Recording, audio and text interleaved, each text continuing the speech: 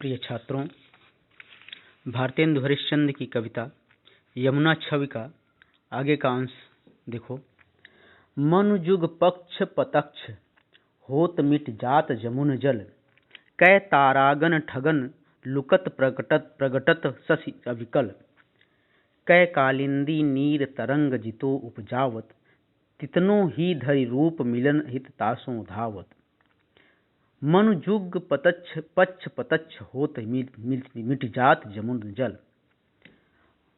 मनु माने मानो, उत्प्रेक्षालंकार है। तो मनु जहाँ पर मनु मानो, जनु जानो या इस तरह की चीजें आती हैं वहाँ उत्प्रेक्षालंकार होता है। तो यहाँ भी मनु माने मानो।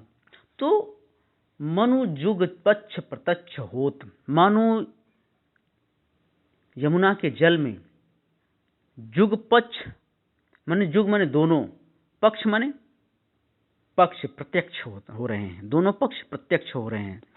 दोनों पक्ष कौन कौन से? कृष्ण पक्ष और शुक्ल पक्ष। महीने में दो पक्ष होते हैं, एक शुक्ल पक्ष होता है, एक कृष्ण पक्ष होता है। तो कृष्ण पक्ष पहले पड़ता है, शुक्ल पक्ष बाद में पड़ता है। शुक्ल पक्ष के साथ महीना समाप्त हो जाता है। तो मनु जुग पक्ष प्रत्यक्ष होत, मानो जुग पक्ष, जुग माने दोनों, पक्ष माने पक्ष जो कृष्ण पक्ष है और शुक्ल पक्ष है, दोनों प्रत्यक्ष हो रहे हैं। कहाँ? मिट जात जमुन जल, प्रत्यक्ष हो रहे हैं और मिट जा रहे हैं। कहाँ? जमुन जल में, यमुना के जल में। ऐसा क्यों हो रहा है? क्योंकि चंद्रमा जो है वह श्वेत है और यमुना का जल नीला है, श्याम है। तो जो श्वेत है वह शुक्ल पक्ष हो गया, जहाँ चांदनी रात रहती है, और श्याम जो यमुना जल है वो श्याम है, नीले रंग का है, श्याम है, थोड़ा सा अंधकारमय है।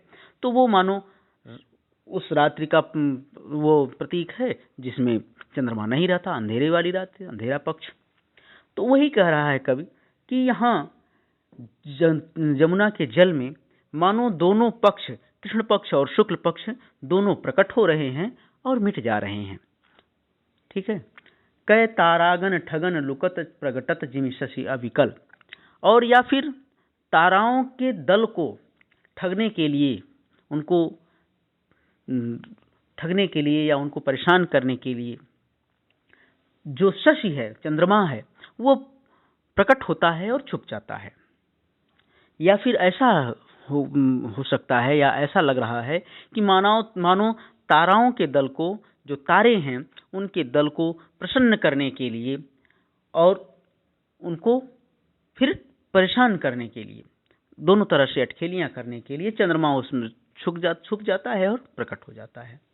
कै कालिंदी नीर तरंग जितो उपजावत, कालिंदी माने यमुना का नीर माने पानी, तरंग जितो उपजावत, जितने भी तरंग उत्पन्न करता है, यमुना का जल जितने भी तरंग उत्पन्न करता है, तितनो ही धरि रूप मिलन हित ताशों धावत, और चंद्रमा उतने ही रूप धारण करके उन तरंगों से मिलने के लिए दौड़ पड़ता है।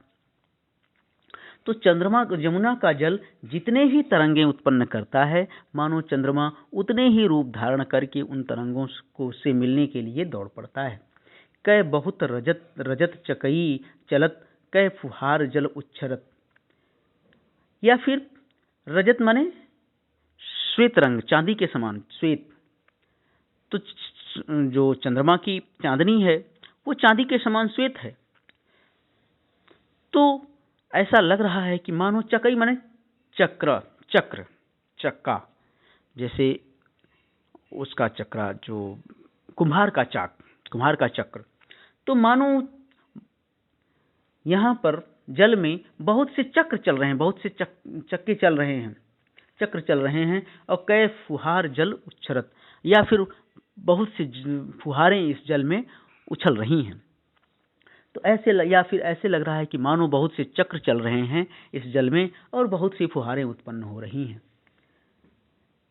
कै निष्पति मल्ल अनेक विधि उठी बैठत कसरत करत, या फिर जो चंद्रमा है वो अनेक तरह से, मानो वो पहलवान चंद्रमा है, मल्ल माने पहलवान, तो मानो वो पहलवान चंद्रमा अनेक तरह से उठता बैठता है और कसरत करता है।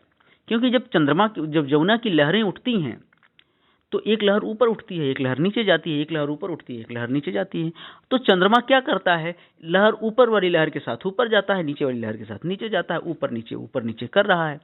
तो कभी ये कल्पना है कि मानो वो पहलवान चंद्रमा मानो उठक बैठक की कसरत कर रहा है,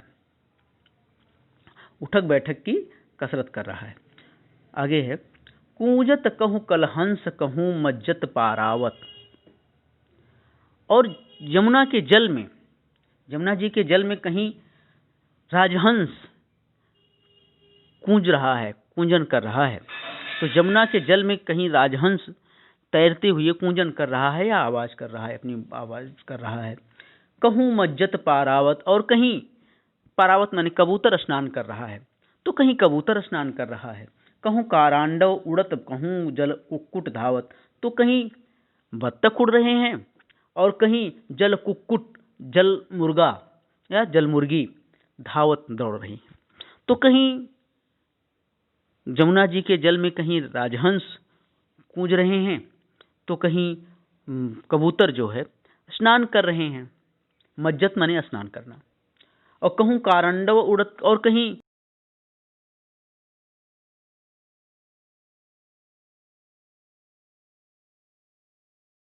और या फिर कहीं जलमुर्गी या जलमुर्गा दौड़ रहा है। चक्रवाक कहूँ बसत कहूँ बक ध्यान लगावत, और कहीं ऐसा लग रहा है कि कहीं चक्रवाक पक्षी वहां पर है जल में, और या फिर कहीं और कहीं वह भी दिखाई दे रहा है। कौन? बगुला। बगुला जो एक टांग पर पैर खड़े होकर के मछली पर अपनी निगाह लगाए, एक टक बको ध्यानम की तरह से उसको पर निगाह लगाए हुए है, ध्यान लगाए हुए है। तो फिर कहीं चक्रवाक पक्षी दिखाई दे रहा है यमुना के जल में, और कहीं वह बगुला दिखाई दे रहा है जो अपनी शिकार पक्षी अपने शिकार मछली को पकड़ने के लिए ध्यान लगाए हुए है। सुक पिक जल कहूँ पियत कहूँ भ्रमरावली गावत।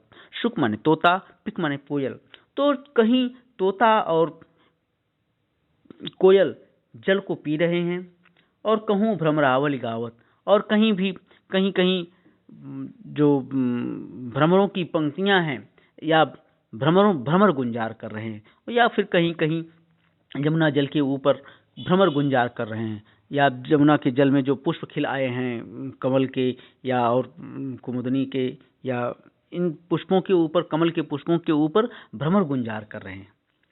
तो या फिर कहीं यमुना जल के में खिल आए कमलों के ऊपर भ्रमर गुंजार कर रहे हैं।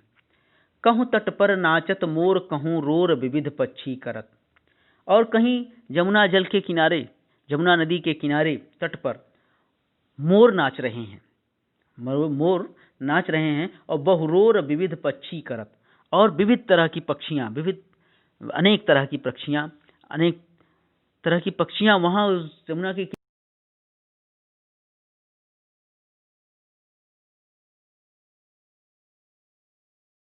तरह की पक्षियां यमुना के किनारे, जल के किनारे, नदी के किनारे, तट पर चहचहा रही हैं, शोर मचा रही हैं, कलरव कर रही हैं। जलपान नहान करि सुख भरे तट शोभा सब जिय धरत। और ये सारे पक्षी यमुना के जल को पीते हैं, उसमें स्नान कर रहे हैं और सुख भरे और उससे सुख प्राप्त कर रहे हैं। तट शोभा सब जिय धरत, और यमुना के जल की शोभा को सब अपने दिल में, अपने हृदय में धारण कर ले रहे हैं। तो इस तरह से जो सारे पक्षी हैं वो यमुना के जल को पी रहे हैं, उसमें स्नान कर रहे हैं, और इस तरह से वो सुख प्राप्त कर रहे हैं, सुख प्राप्त कर रहे हैं, और यमुना के तट की शोभा को अपने हृदय में धारण कर ले रहे हैं। ठीक है।